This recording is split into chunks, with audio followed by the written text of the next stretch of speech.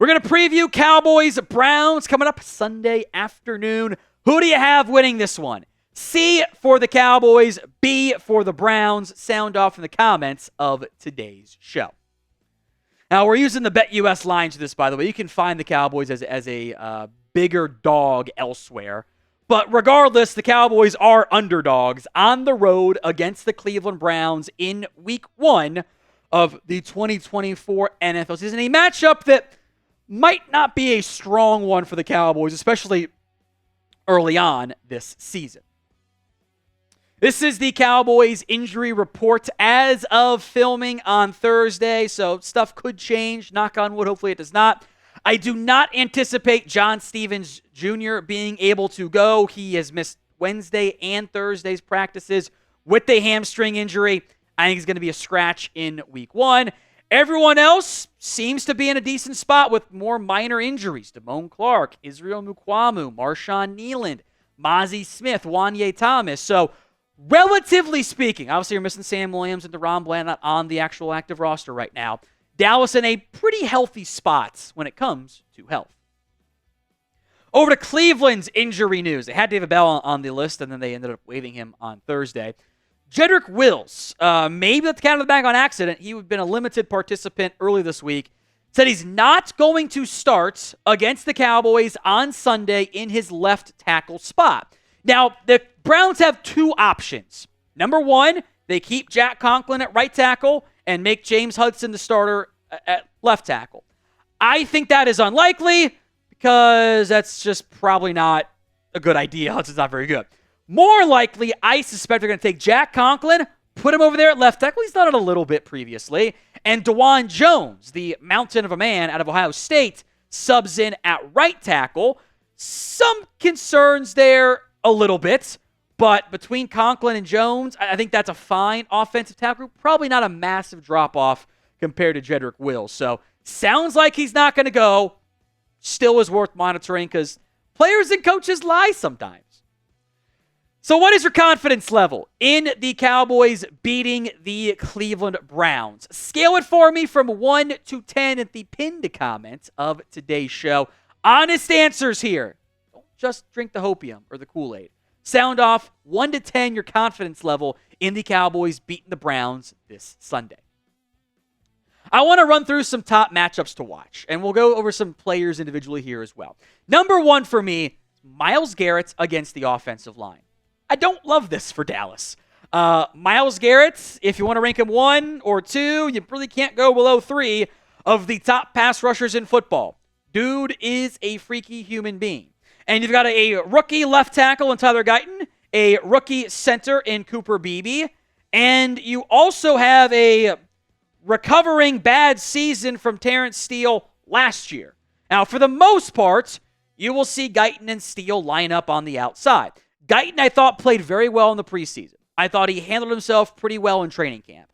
I do think we have to acknowledge across board this Cowboys roster, banking on rookies playing big roles, although it's good you have talented first-year players, there will be ups and downs. I would be thrilled and frankly shocked if the Cowboys get a flawless game out of Tyler Guyton. I also don't anticipate Myles Garrett only lining up against Guyton. Why wouldn't you put him up against Terrence Steele's son? He was good in 2022. He was actually really good before the torn ACL. He came back kind of impressively quickly and frankly wasn't as good in 20. In fact, he was outright bad in 2023. He got beat a ton. That's, honestly, when you're allowing 12 hits and 34 hurries and only 8 sacks, normally means your quarterback made some good stuff happen to avoid going down right there. His run blocking was also worse. We'll come back to that here in a little bit. I also, if I'm the Browns, the first time I get the Cowboys in a 3rd and long, I'm doing this. I'm putting Myles Garrett right there, standing up over the center. Okay, Kubi, let's see what you can do, buddy. Because you do that front, guess what the rules are with that front for an offensive line? You got Myles Garrett probably one-on-one. Now, you could try to have the running back take on a defensive end and shift over. That's a bad idea. Those rules For offensive line, that's why you do that stuff. You move guys around. Dallas did the exact same with Micah Parsons. That's not a fun place to be if you're the Cowboys offense. Number 2 matchup. How do the Cowboys run defense fare against the Browns? I would anticipate the Browns trying to run the football to make life easier on a not-so-good quarterback right now in Deshaun Watson. There will be no Nick Chubb in this football game. Last year, Jerome Ford, Deonta Foreman, pretty similar efficiency numbers with the Browns for Foreman and for the Bears with Foreman and for the Browns with Jerome Ford. They missed Nick Chubb. They were also pretty banged up on the offensive line at various points last year. I think their ground game will be better than what it was this past season. We've spent time on the interior of the defensive line. I need my linebackers to play better too. I need Eric Kendricks, DeMarvion Overshown. I think we'll see Maurice Leafau too. Damone Clark being in the right spot at the right time and making plays. Otherwise, it wasn't just the defensive line last year that was bad. The linebackers weren't great either. Now, today's show is made possible by Prize Picks. Prize Picks is America's #1 daily fantasy sports app, over 5 million active members. It is the easiest and most exciting way to play daily fantasy sports. This season for September, 1 Caleb Williams passing yard gets you 1 win on Prize Picks every week. It's a no-brainer. I am not going to do nearly as many flex plays as I have early on this season because I'm going to take advantage of my freebie. And I'll do stuff like CeeDee Lamb more than 87.5 receiving yards. Dak Prescott more than 253.5 passing yards. I'll be a bit more aggressive with the Caleb Williams freebie, and you can too. Download the Prize Picks app today over at prizepicks.com/CLNS and use code CLNS to get $50 instantly when you play 5. That's code CLNS on Prize Picks to get $50 instantly when you play 5. You don't even need to win to get that $50 bonus. It is guaranteed. It's Prize Picks. Run your game. Number 3, how does the Cowboys run offense fare against the Cleveland Browns? Against a team that has playoff aspirations, I have question marks about just how impactful and how much they're going to try to run the football. This is not a great running back room. We can acknowledge that as the reality. Ezekiel Elliott, Rico Dowdle, Deuce Vaughn, Hunter Lipke. I doubt they call up Dalvin Cook. We'll see if they look dumb or not. These are things that are, I think, very clearly worth monitoring. Now, the Browns' run defense was kind of an interesting mixed bag last year. They were 11th in rushing yards allowed per game, 19th in allowed per play, so some better efficiency metrics. They also led the NFL in stuff percentage. These are all next-gen stats, by the way, which means they got you in the backfield for a loss or no gain more than any team in the NFL. They were 3rd in expected points added per rush because they had so many negative plays they created as a run defense. They were 6th best in yards per contact. But if you were able to make guys miss, you were 32nd in yards after contact. Number 4, Mike Zimmer versus Kevin Stefanski. This kind of ties into run defense and pass defense. I think Stefanski's one of the better offensive-minded head coaches in the game. He's not Andy Reid, but he's good. He's found ways to maximize a team that probably shouldn't have been a playoff team a couple years in a row. I want to see how he tries to take advantage of Mike Zimmer and vice versa. Double A gap stuff. I think when you pressure Deshaun Watson, bad things happened. And good things happen for the opposing defenses. The reality of Deshaun Watson, he hasn't been good at football for 3 years. He wasn't good last year. He wasn't good in 2022. And he missed a ton of time in 2021 and didn't play a single game. He hasn't been good in a long time. Make him be bad again. Now, overall for the course of this season, will the Cowboys defense be better under Mike Zimmer? B for you think that they'll be better. W for you're not buying this will be worse. Let me know in the comment section of today's show.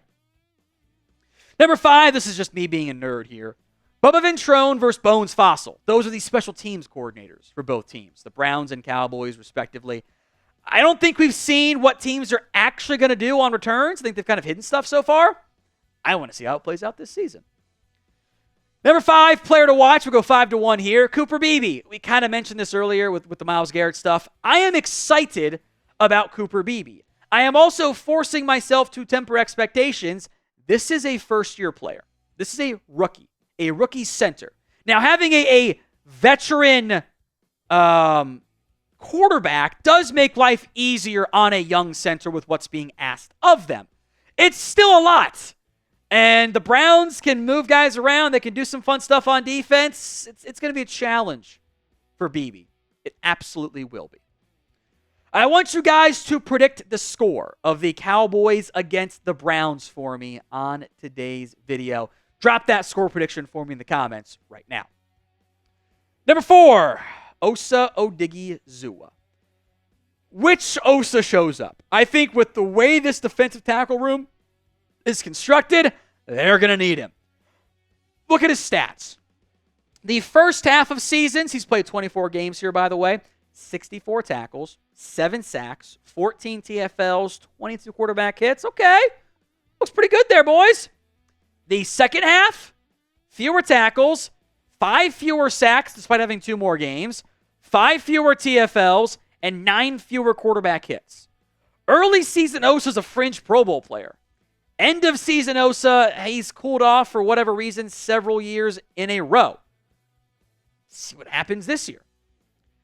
Number 3, Micah Parsons. It is week 1. I'm going to preface this by saying we're doing a lot of the big names here because it is the first game of the season. We won't do that every week, I promise you guys. But Micah Parsons a freak, man. Things he does, wildly impressive. He has put up 13 sacks 3 straight years. I think there's one other passer who's done it. I think it's Myles Garrett, I think. And I'm pretty sure that's who it is. He will move around more. He will not just be stuck at left defensive end or whatever. They will put him, like we saw with that photo of Myles Garrett, over the center. He'll be lined up as an off-ball linebacker and blitzing. I don't care that much about where Micah physically lines up, whether it's like a wide 9, stand-up, 3-4 edge rusher, 4-3 defensive end, overload is almost like a 5 technique, stand-up inside linebacker. As long as he predominantly is moving forward, that will get the most out of him. Number 2, CeeDee Lamb. I'm picking the big names. You guys know who number 1 is going to be in a second. But show up, man. Got paid. Deserved every penny of it, by the way. Keep having big-time games. I don't know if he's going to do what he's done the last 3 years of his career and be better than he was last season, but he going to get fed. He should once again look like a top 5 consensus wide receiver, and I do think we'll get that immediately for this upcoming year. Now remember, folks, we will be live for Cowboys against the Browns. Our live show will start at 3 p.m. Eastern time. Hit that sub button so you don't miss out. Number 1 is Dak Prescott, the quarterback. Right? I think the biggest reason why there's hope about being able to beat the Browns is the gap between Deshaun Watson and Dak Prescott. I actually think the Browns have a better roster, and they're better coached. But Cowboys have the second team All-Pro, the runner-up MVP. You need good Dak Prescott to win this game. You can't have the slow starts. Easier to come back and win in the regular season than it is playoffs because the teams are not as good, obviously. But you need Dak to play well. Because if you win this game, it's probably going to be because of Dak Prescott.